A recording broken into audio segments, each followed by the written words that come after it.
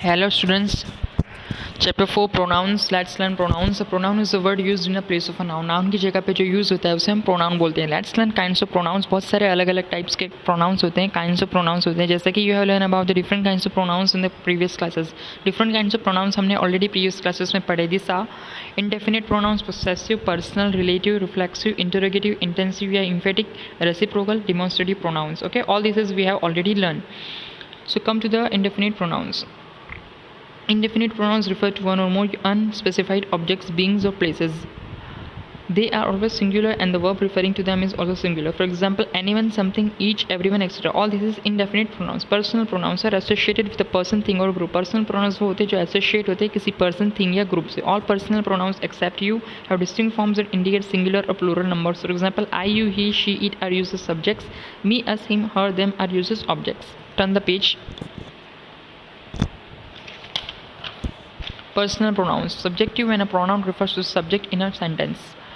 Objective when a pronoun refers to object in a sentence. Sentence के अंदर अगर object होंगे तो वो objective pronoun हो जाएगा. Subject के अंदर सिर्फ subject है.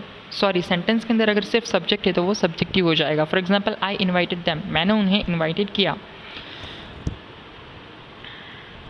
In the above sentence, I is the subjective pronoun and them is the objective pronoun. Them objective pronoun है और I subjective pronoun है. Reflexive pronouns are preceded by an adverb, adjective pronoun or noun to which they refer. They end in self or selves. For example, वो end होते हैं self या self से. No one came to help, so Robin built the boat himself.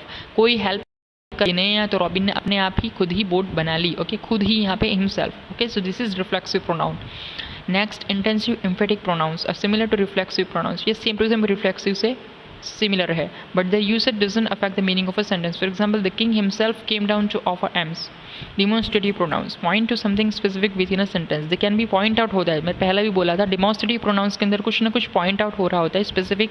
Okay, they can be singular or plural. This singular and this are used for things nearby, but and that and those are used for things in a distance. For example, that और those things के अंदर use होते हैं this and this और okay ये nearby में use होते हैं. जैसे कि example, this is a nice place of nice pairs of shoes. Okay, ये बहुत अच्छे शूज़ हैं, nice pairs of shoes हैं. दिस ओके, दिस मतलब सामने पड़े हैं. ओके, तो हमने इसीलिए यहाँ पे दिस लगाया है. Okay, possessive pronouns show possession और ऑनरशिप. पोसेसिव प्रोनाउंस वो होते हैं जो हमें पोसेशन बताते हैं या फिर ऑनरशिप बताते हैं किसी भी चीज़ की या किसी भी पर्सन की. They replace the noun in a sentence and avoid repetition. ये नाउन को रिप्लेस करते हैं और रेपिटेशन को अवॉइड करते हैं. They do not have an apostrophe. यहाँ पे अपॉस्ट्रॉफी नहीं होती.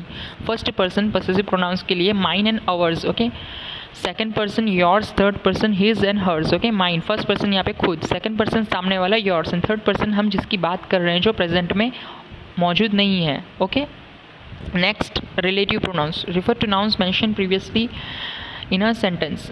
At times they introduce an adjective clause. The most common relative pronouns are which, that, whose, whoever, whomever, who and whom. So not always but at times what, when and where also function as relative pronouns. For example, the tree which had stood there for 100 years was cut down. जो tree थी जो tree था बहुत सालों से था, okay, वो cut down हो गया है. So this is all this sentences is relative to one another. एक दूसरे से ये सेंटेंस यहाँ पे जुड़ा हुआ है. राइट, बीच में आ गया है तो ये क्या हो गया, रिलेटिव प्रोनाउंस हो गया है. इंटरोगेटिव प्रोनाउंस में हमने पहले भी पढ़ा था कि जहाँ पे क्वेश्चन पूछा जाता है what, which, who, whom and whose are interrogative pronouns. For example, whose are this socks. ये सॉक्स किसके हैं, reciprocal pronouns. Express mutual actions और रिलेशनशिप्स. अपने बीच के अंदर जो भी एक्शंस होती है रिलेशनशिप्स के अंदर, ओके, रिलेशनशिप के अंदर या अपने अंदर ही कुछ एक्शंस होती है उसे हम बोलेंगे हम रेसिप्रोकल प्रोनाउंस. इसके एग्जांपल हैं, there are only 2 reciprocal pronouns, each other and one another. For example, Shweta and Julie usually help each other clean the rooms. Shweta और जूली ने एक दूसरे की हेल्प की रूम्स क्लीन करने में. ओके, तो यहाँ पे ईच अदर एक दूसरे की, मैंने बोला ना पहले भी, एक दूसरे की आपसी है ना, एक्शंस होती है, कुछ ना कुछ एक्शंस होती है एक दूसरे से जुड़ी हुई होती है. तो उन दोनों ने एक दूसरे की हेल्प की यहाँ पे रूम्स को क्लीन करने के लिए. So your chapter is finish and all this is you have to write your complete your practice time and exercise already I have given you in the previous classes. So your chapter is finished.